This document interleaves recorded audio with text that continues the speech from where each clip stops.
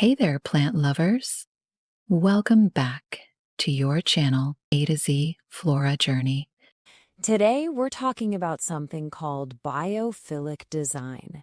And it's all built on this really simple but incredibly powerful idea that we as human beings have this deep biological need to connect with nature. It's a concept that is absolutely changing how we think about the spaces we live and work in every single day. Okay, just take a look at these two spaces. I mean, really look. On the left, you've got a pretty standard office, right? And then on the right, you have a building that it feels like it's breathing with a forest around it. Just soak that in for a second. Which one do you think you could think more clearly in, feel more energized? Let's be honest. Where would you rather be? The answer feels totally intuitive, doesn't it? Well, there's a deep biological reason for that. And here's the kicker, the big paradox of our modern lives. We spend, on average, 90% of our time indoors. 90%.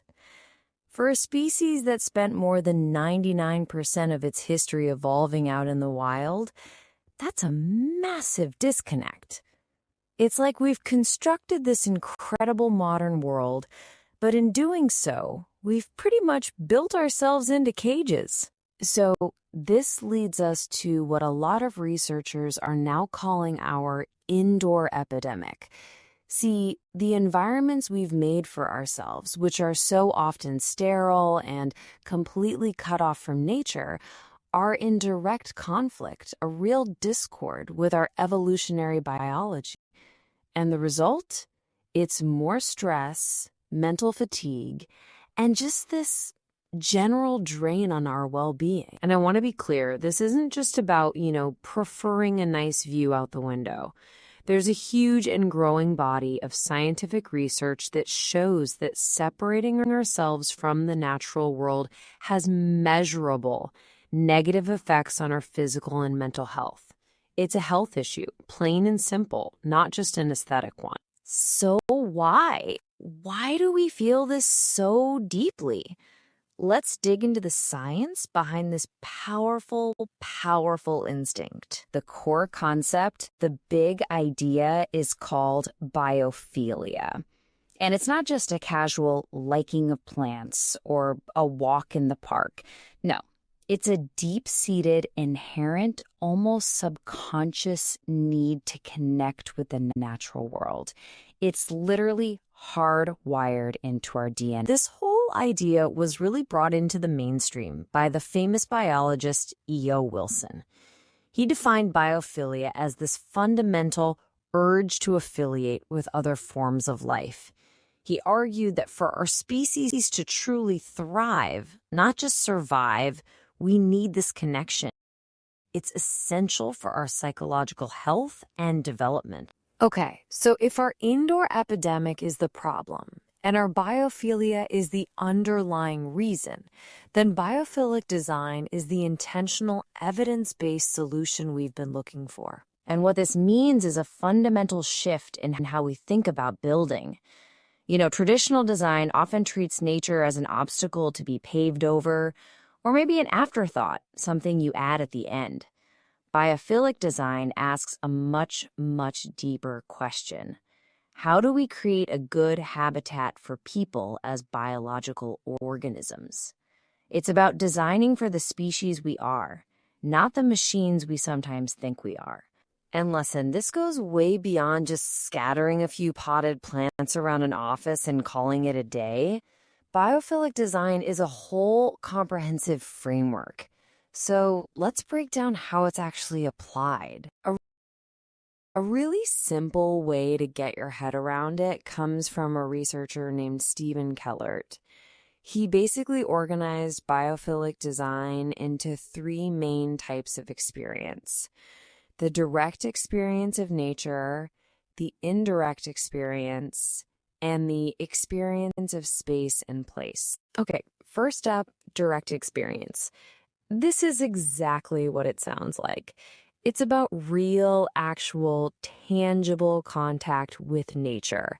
So think lots of natural light flooding in, fresh air from a window you can actually open, the sound and the feel of a water feature just like this one, or simply the presence of living, breathing plants. Next up, we have indirect experience. This is all about evoking nature through representations.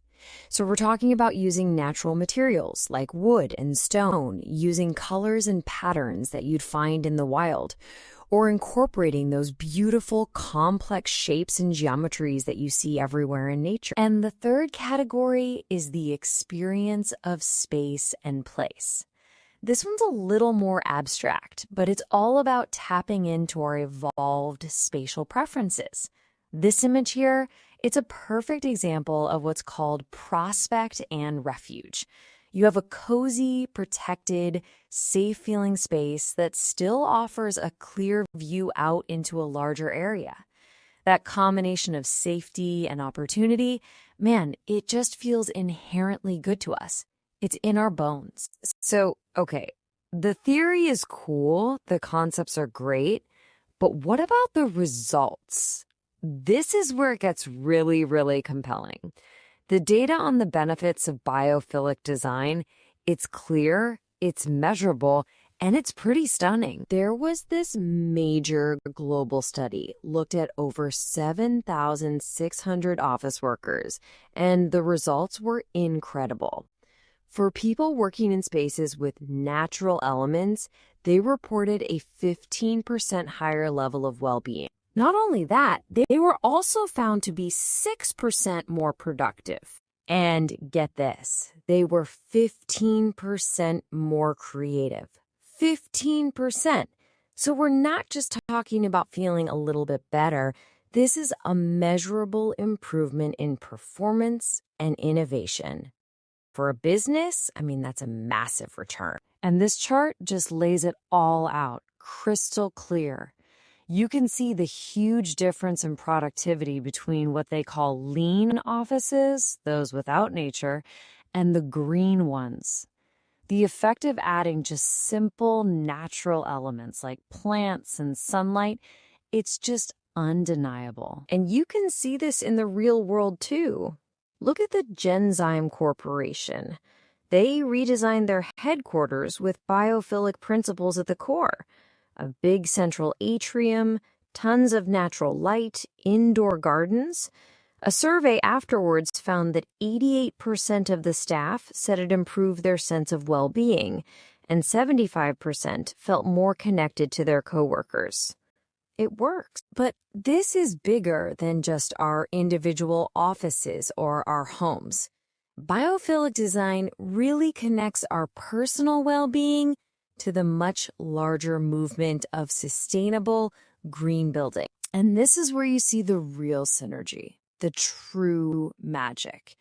By bringing nature into our buildings, we foster this deeper attachment and a real sense of care for it.